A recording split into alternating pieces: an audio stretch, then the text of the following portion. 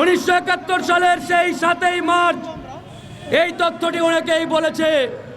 শেখ মুজিবুর রহমান তৎকালীন রেসকোর্স ময়দানে 7ই মার্চের ভাষণের শেষ শব্দটি ছিল নাকি পাকিস্তান জিন্দাবাদ। এই পাকিস্তান জিন্দাবাদ যদি শেখ মুজিবুর রহমান দিয়ে থাকে, তাহলে আমরা আজকে এই স্বাধীন বাংলাদেশে বলতে চাই, বাংলাদেশ জিন্দাবাদ, বাংলাদেশ জিন্দাবাদ। এটাই আমাদের জাতীয় স্লোগান। বাংলাদেশ জিন্দাবাদই হবে বাংলাদেশের স্বাধীনতা, সার্বভৌমত্ব এবং আমাদের এই স্বকীয়তা রক্ষার একমাত্র জাতীয় স্লোগান।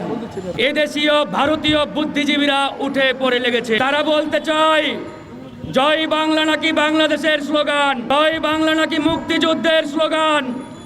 আর আমরা বলি জয় বাংলা বাংলাদেশের স্লোগান নয়, জয় বাংলা খুনি হাসিনার ধর্ষণের স্লোগান।